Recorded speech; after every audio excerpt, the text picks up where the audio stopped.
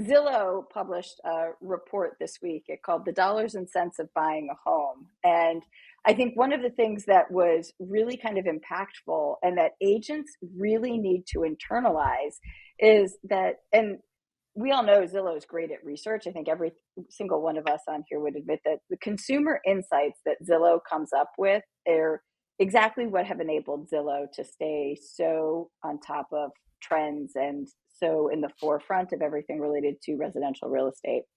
And so this survey that they did showed that 55% of all buyers go to their real estate agent for lending advice and guidance through the lending process.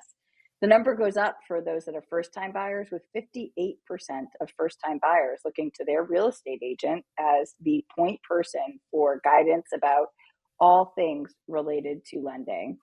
And only 32% of consumers actually start with a financial institution or get their advice and information from their loan officer or what have you. And so I think that that's super impactful for agents to understand that knowing real estate is one thing, understanding the process of the transaction is another part of it, but just as big and equally important is understanding lending and what factors come into it. And I think it's often really underrated, and I don't think we talk about it enough. I agree. And I want to put the table up, Haley. So make sure we put this table up where the one that Lisa's referencing here, with all successful buyers being at 55% going to their agent, 58% of first-time home buyers going to their agent. Lisa, what's also interesting is repeat buyers. 53% of them go back to their agent for lending advice. You would think that after going through the process once, that the repeat buyer number might be far lower because, okay, I have a relationship now with a lender. I've done it once. I'm going to go directly to that person. But no, more than half of them are going back to the agent. Huge opportunity to be the knowledge broker and to be that go-to source for every single real estate question that you have. And Lisa, I couldn't agree more. If you're going to rely right now as an agent, and I'm certain it's not you if you're listening to this, but for the agents that are relying on being able to schedule showing time and being able to do a home tour with a home shopper are going to be put out of business by AI. That's going to be able to solve all of those problems. But the agent who's actually the expert, to Lisa's point, and can walk you through lending, how to structure a negotiation, how to calculate it, what does my offer do when matched up against cash? Is it the right time to buy in this market?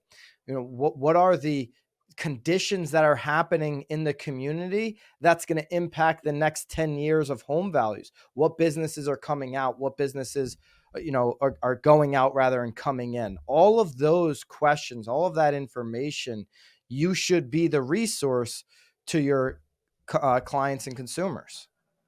Huge. And the next part of this article was kind of talking about the top pain points that consumers referenced throughout the lending process. And not surprising, or at least I wasn't surprised by most of what came up. Understanding all of the costs associated with the mortgage and the home payment. I think often we talk about principal and interest when we're talking about mortgage payments, but we leave out, and consumers don't always factor in property taxes and insurance and PMI when that comes up. And there were some interesting stats about the percentage of buyers that are paying mortgage insurance. I'm going to admit, I was surprised by the percentage of buyers that are paying mortgage insurance. 73% of consumers have some sort of mortgage insurance.